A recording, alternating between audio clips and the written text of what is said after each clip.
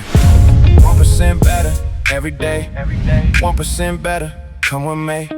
Built with a purpose, made to rise. Created by God, right in his eyes. And we are live. 1% better. Hey, this is Dr. Rob, and we are here with our 1% podcast episode, and I have DY here, and this is a podcast where we want to make you 1% better by sharing our real life experiences and conversations to help you and hopefully your experiences, so we can all help each other through these real life conversations. So today, just wanted to do a quick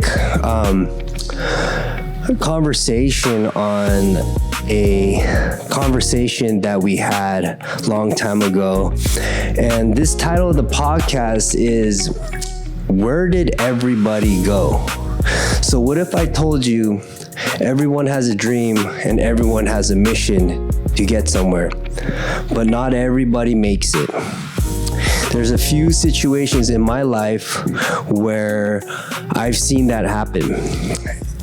And DY, I remember this one time we were training and you had all these training partners and you were like a gray belt and coming up in the ranks, and you had a lot of good competition around you. Do you remember what you asked me? Yeah, one time after training, I asked you, where did everyone go? Yeah.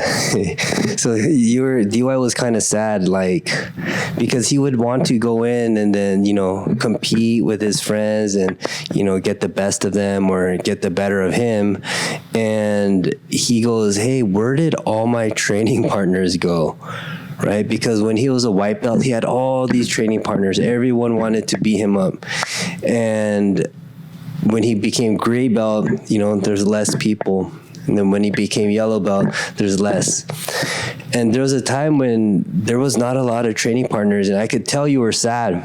And you really asked me, hey, where did everybody go?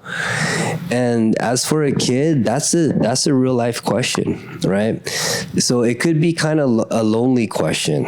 And do you remember what did I say? Do you remember? I kind of remember you said, like, only a few make it to the end. Yeah. So that was kind of the theme of it. So what I meant by that is, when you're coming up in the ranks or when you're trying to get somewhere, not everyone is going to go with you on the journey. And as a black belt coming up in the ranks, there is only, I would say, a handful of people, maybe 10 people that are still with me today.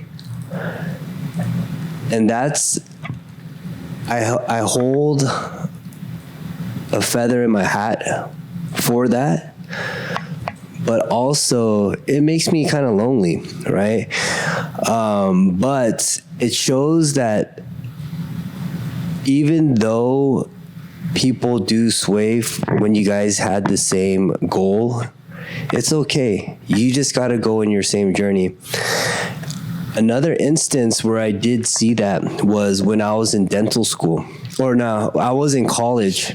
And when you're in college, everyone has the same dream, is I want to make it into a certain profession, right? So when I was in biology 101, literally everyone's trying to get into med school, dental school, or whatever health school they wanted to go to. And the classroom is packed. You probably have 300 people in the classroom. By the time you go to second or third quarter, those 300 people literally is now 100 people. When you get into the next biology, like 201 or 301 or whatever it was, the classes get harder. Guess what? There's only 50 people in the class now. And guess what? Out of these 300 people, guess how many people make it into medical school or dental school?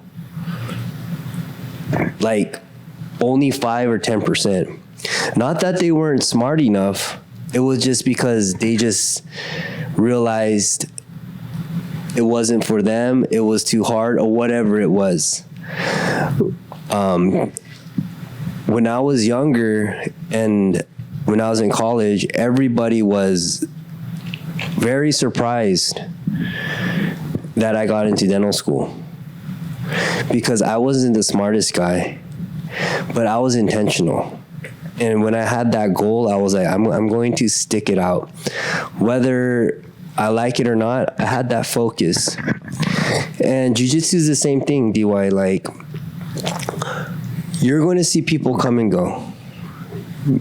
At gray belt, how much competition did you have? Like, how many people were in your PANS bracket at when you were a gray belt?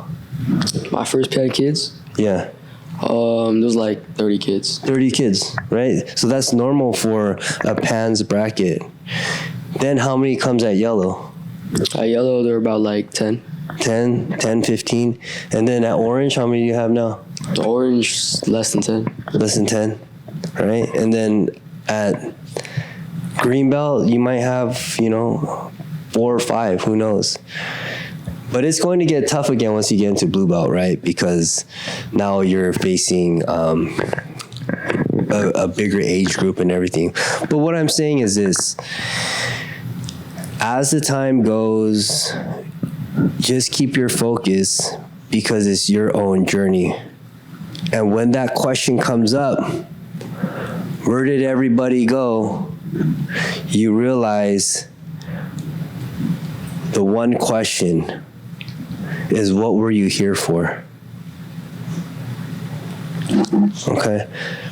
And another way I answered your question when you asked that, DY, was now that, a lot of the people are gone, like your old training partners, now you're the guy on top. Now you have to set the example for the people who are coming up, right? So jiu-jitsu is about giving back to others, right? So now, like, you're a green belt. What's your job on the mats right now? To give back to the little kids. And so, when do you feel like you're giving back to the kids? And explain that to me. I feel like I'm giving back when, I help out with the classes. I'm helping out, teaching them. Uh-huh. So they can, understand jiu-jitsu, and so they can understand why I like it. Yeah, understand why you like it, set an example, and even just the way you walk, the way you talk, the way you hold yourself, they're going to copy you. So you really have to set that example because they're going to know why you're here. And hopefully that'll kind of create their identity of hard work. We're here to work. We're not just here to have fun and party and have a good time and have a clubhouse and everything like that. Because that's sometimes we get lost in that. We get lost because it's fun. But when you have the real intention, right, you treat life as a martial artist, then you're going to be okay in those situations, right? Of course, you always want to be, personable, fun, talking to everyone, having a good time. But, not everyone's going to have the same goal as you. But anyway, that is what we wanted to talk to you guys about, is where did everybody go? You're going to have different friends, different phases of your life, but always jot down what your goals are and where your mountain is, and have that mindset of getting 1% better. It's not their journey, it's your journey, so you can impact other people in your life. But that is our thought. I hope you guys enjoyed this little thought. As we continue, we are going to have Dr. Sabate on Friday. His podcast is really cool. this dude motocrossed and shattered his leg, and he's going to talk about that. And he has a lot of wisdom because he's been through the valley. He's been through the shadows. He has 4 practices. He had to manage and lead a lot of people. I always love to hear those stories. So stay tuned. Hope you enjoyed this. Like, subscribed, and if you did get 1% better, please show us by giving us a like and a subscribe. All right, we'll see you next time. Us. 1% better every day. 1% better. Come with me. Built with a purpose, made to rise. Created by God.